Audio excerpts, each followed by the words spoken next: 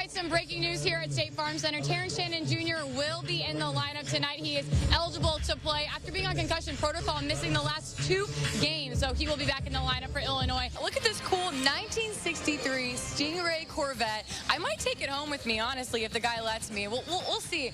But Jordan, this is the life of a sports reporter right now, hanging out in a Corvette. But we're going to also talk to some volleyball players from Taylorville coming up after the break.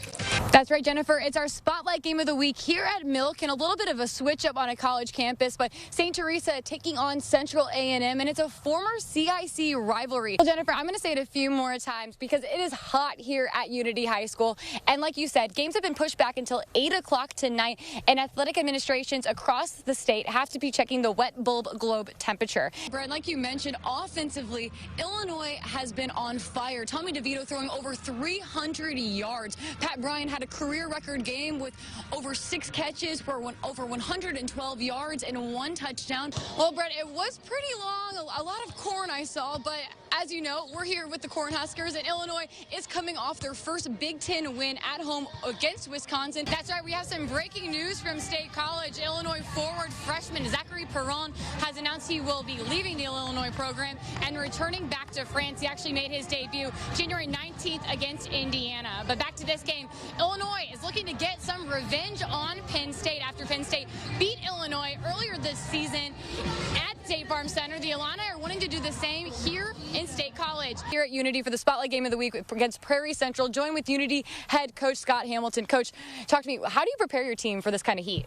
I'm also joined with Prairie Central head coach Mike Goodwin, first-year head coach here at Prairie Central. I know you have lots of years of experience, but you just got off a bus for over an hour. Talk to me about just that ride, and how do you prepare your guys to get hydrated for this game tonight? Well, we sure liked when we got on the interstate and there was some wind because, you know, the yellow limousine doesn't have any air conditioning. All right, we're going to try to stay cool here. Right now, the temperature on the field is at 89 degrees. We'll see if it continues to get lower. It's just 92 at around 5:30, so it continues to drop. We'll see if they play today at 8. Reporting in Tolono, I'm Brice Bement, WCIA 3 Sports. Here at Milliken for the St. Teresa Central A&M Spotlight Game of the Week. I'm actually going to start here with St. Teresa head coach Britt Miller. Coach, obviously, thanks so much for being here, but talk to me a little bit about this rivalry. What do you expect to see from the Raiders today? It's going to be a physical game. I mean, they bring it every year. Here at Big Ten Media Day here in Chicago for volleyball, I'm here with the commissioner of the Big Ten, Kevin Warren. Please talk to me a little bit about, you know, it's the first time you guys are putting this on. You know, what does it mean to you to be able to host this today? This is what you dream about. I mean, really, to be able to amplify the voices of our student athletes, do it here at Big Ten Network,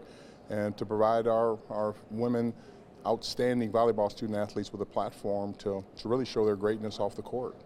I know I was talking to some of the girls at Illinois, and they're talking about kind of breaking that barrier and that glass ceiling. You know, what does it mean to you to be able to put this on for women's sports and for girls to look up and say, oh, my goodness, I can be there someday? It shows what if you work hard, if you dream, if you're talented, if you're focused, what we do in the Big Ten. What a finish. I'm joined with Matthew Meyer. Matthew, obviously, great game coming back.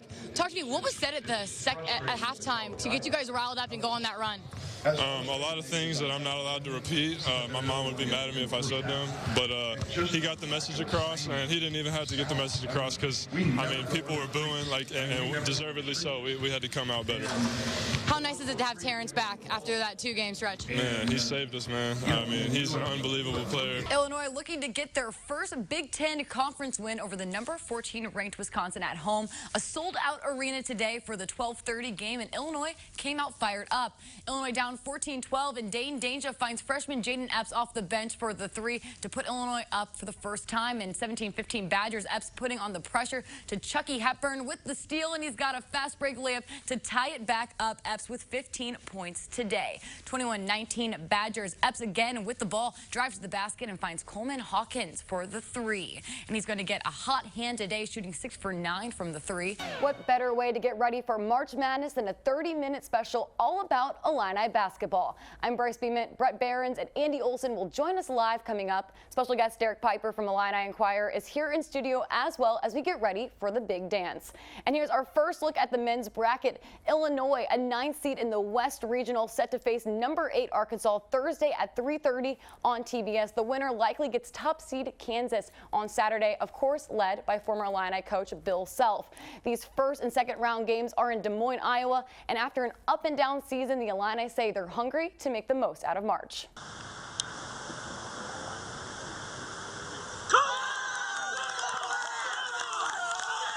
That's the putt that Champaign Central senior Wade Schott says he'll never forget. All that was going through my head is I have to make this or it's the end of my high school golf career. That mindset helped him become the 2A individual boys golf state champion, finishing at 1 under par.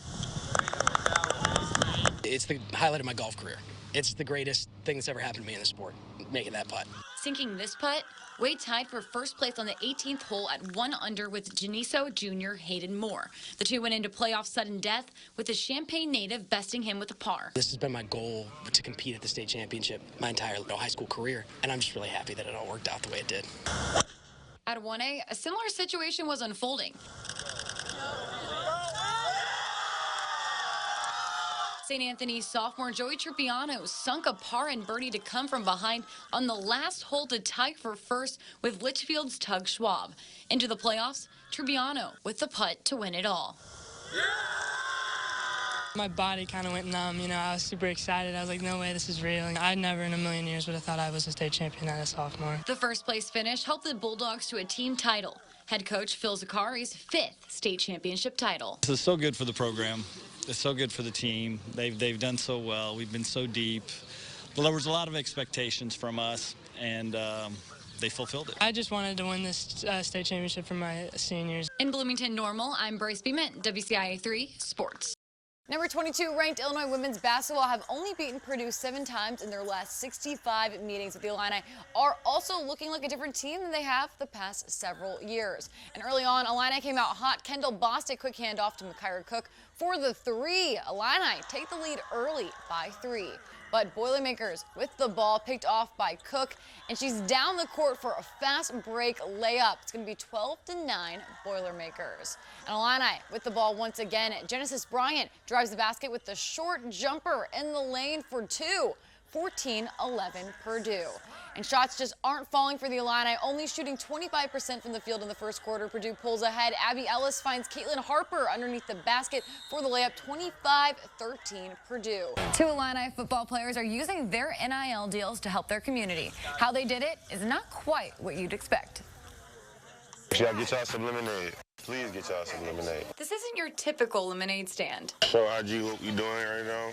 Giving back, Everybody got their law firm shirts, can get your lemonade. Illinois defensive linemen Johnny Newton and Keith Randolph Jr. were posted up at the corner of Randolph and John Streets in Champaign, selling lemonade with proceeds going to the Salvation Army. I have the privilege to do things like this and give back to the community, and it's just a blessing from God. I'm just happy to be in this position. It's all part of their NIL deal with Harrington Law. Randolph and Newton, also known as the law firm, have been using their deal to raise money for a variety of organizations in the community. I thought we were just going to do a commercial for them and call it a day. But, I'm happy it's going in the direction it's been because, like we're doing now is for a bigger cause. It wasn't just lemonade. Johnny and Keith took photos. Living in it. What up? I don't man. now, but Signed autographs, met with fans, and even sold out the law firm shirts. 2, 3. Something they said they never thought would happen when they first stepped on the field freshman year. It's crazy that I'm actually on the T-shirt. That was the first shirt I've probably ever been on. It's crazy. I would have never thought people be wearing shirts with my name on it, especially with me in a football jersey. It's just, man, there's no words for it. It's so surreal. I still can't believe it. It's crazy. The two best friends decided to come back to Illinois to play their final season together. Keith is just a weird person. I feel like we're like two complete opposites, but we come together like we just combine perfectly. When it's fourth quarter, and it's hot out there, and you look over to your right and you see a guy like him, and he looks over back at you, there's no words to describe that feeling, man. And I just know that he's got my back and I got his. And giving back is an added bonus for the linemen. Yeah. Oh, there we go. There we go. Going. She's adorable. Here you go. At 74 years young, Alice Meyer is a force to reckon with on the pickleball court. I play every day. I hate to admit it, but yes. Getting into the sport 8 years ago, the Tolono resident is on a court every day, rain or shine. I love it, obviously. I would say most of us are addicted to pickleball that play it. You hate to say that, but it's true. And partnered up with their husband, the two are tough to beat, playing in tournaments or bringing their paddles with them wherever they travel. I don't know what it is about pickleball, but it definitely makes you meet people and feel welcome when you're traveling, too. And we try to make people that come here feel welcome, too. Meeting new people is all a part of the game, which forms unlikely friends with people 40 years younger than you, like Blaze Combo. He showed up at the Champaign Park District Courts one day and started playing with Meyer and her group. It definitely brings back a competitive back in you, and everyone's so welcome. It's really friendly. So whether you're a first-time player or been playing for a long time, as long as you show up to the court with your gear, you can jump in anytime you want. For me, I didn't even have gear and ended up on the court. You're up, kid. Go get him. And if you're a beginner like me, as long as you find a court, you're good to go. It's a lot of fun, and it's good because you can play with young and old. It's awesome to see everybody blending in and everyone playing together. There is no real age bracket per se. As long as you show up to the court and play, then everybody is very welcoming. Reporting in Champaign and needing more practice playing, I'm Brice Bement, WCIA3 Sport. 31 NFL scouts from 23 teams made the trip to Champaign to see one former Illini, Devin Witherspoon. It's crazy because nobody would have thought it would have been me. Playing in the NFL is the dream for majority of football players. When Spoon arrived at Illinois his freshman year, the 5'11", 180-pound cornerback never would have thought those dreams would become a reality. I think about it from time to time from when I came in to where I'm at now, just how much growth that I made and just the big jump that I had and stuff like that. So I just smiled and look back at it because I'm glad I went through the things I did because it just made me who I am today, and I just wouldn't trade it for nothing. So. His whole life he's been told, you know, you're too small, right? You're not quite fast enough, right? You're not quite strong enough.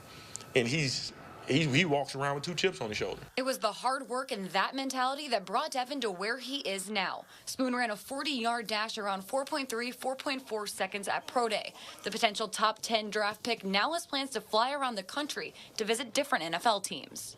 I want to have my story told because, like, you know, kids like us, man, nobody never think we'll have this chance, but you just keep grinding, keep working, bro.